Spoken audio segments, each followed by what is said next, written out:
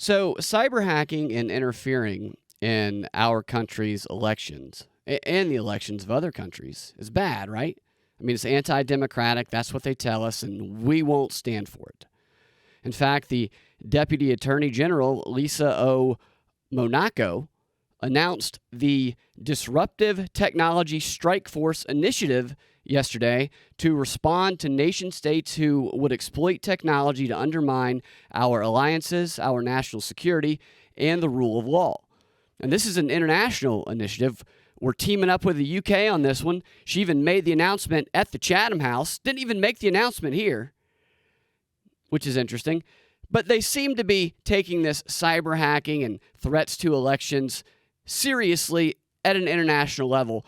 So I wonder what they'll do about the Israeli threat that their cyber hackers pose to elections here and around the world, because it was reported earlier this week by The Guardian that a team of Israeli cyber espionage contractors have meddled in 33 elections, yes, 33, worldwide.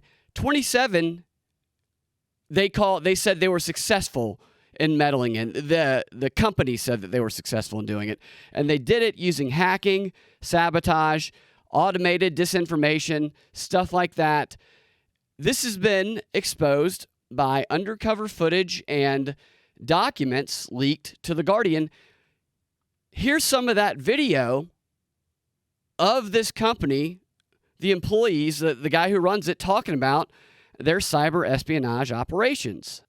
To expose this disinformation unit, reporters went undercover as prospective clients who wanted to delay an election in Africa.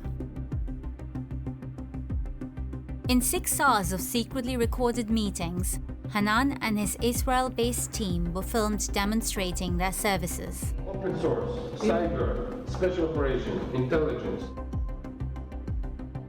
Hanan has corporate and political clients and boasts about past and present jobs. 33 presidential level campaigns we have completed, 27 of which were successful. One of Team Jorge's secret tools is a piece of software called AIMS, which weaponizes social media. I'll show you why our system is considered by the type of client that buy it. We have thousands of profiles.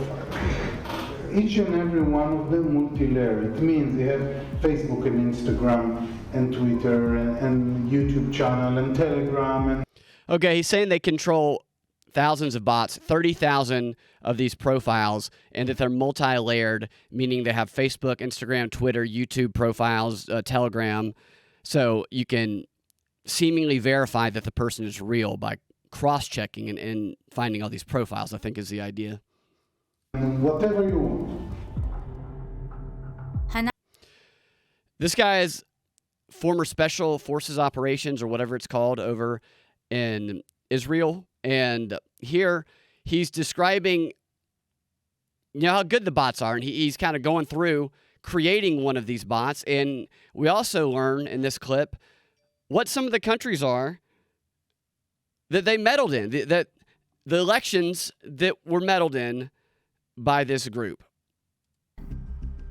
Let's make one candidate together. Isla Sawyer, let's say I don't like the name, it's not Hope. Sophie Wilde, I like the name, British.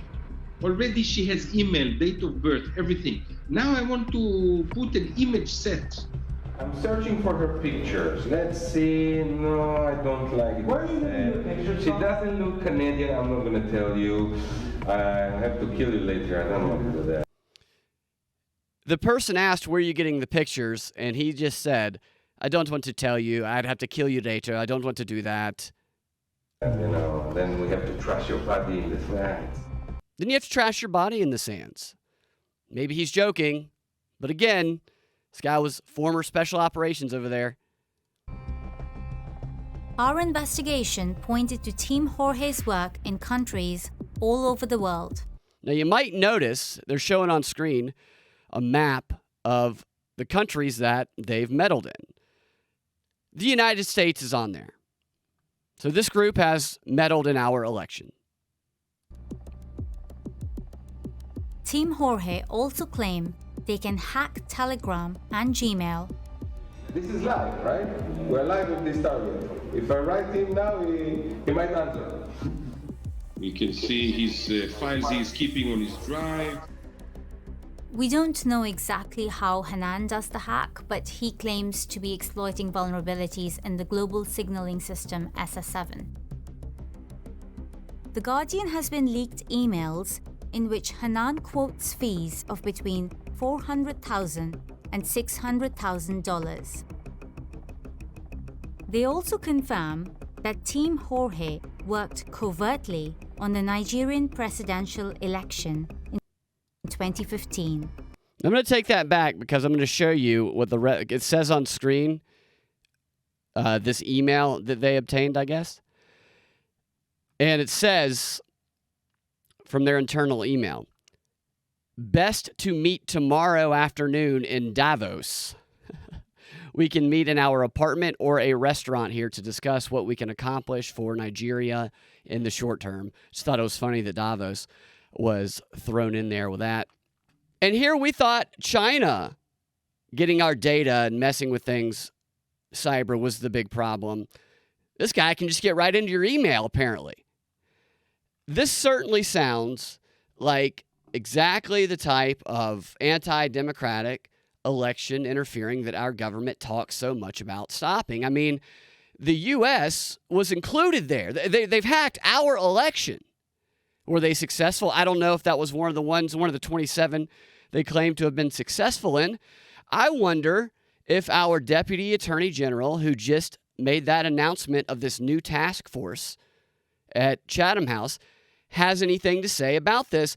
She was, in fact, asked about this story during her Chatham House appearance yesterday. Let's see what she had to say. You spoke earlier, Deputy Attorney General, about the connection between criminals and nation-state actors.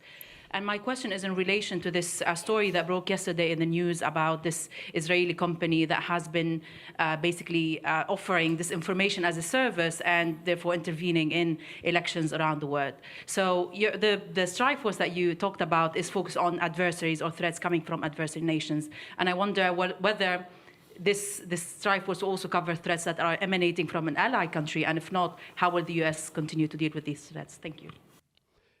So basically, does your task force care if ally countries hack and interfere in your elections? What will you do about allies attacking democracies? Thanks for the question. I'm not going to respond to the specific issue you referenced. I haven't seen that article. But I would just say broadly. Oh, she hasn't seen the article. She's not going to respond. Yes, we are focused first and foremost on the use and abuse of these technologies by our adversaries because we don't have that level of trust, because we know the use that they are putting those technologies to, and we don't have that level of transparency and shared values as we do with the UK and generations of security cooperation and shared values. So yes, that's our priority, and because our first job in the Justice Department is to enforce the law. And we have very specific export restrictions on that technology to specific countries for very good intelligence and evidence-based reasons. Well, there you have it. They're not worried about Israeli cyber hackers interfering in our election.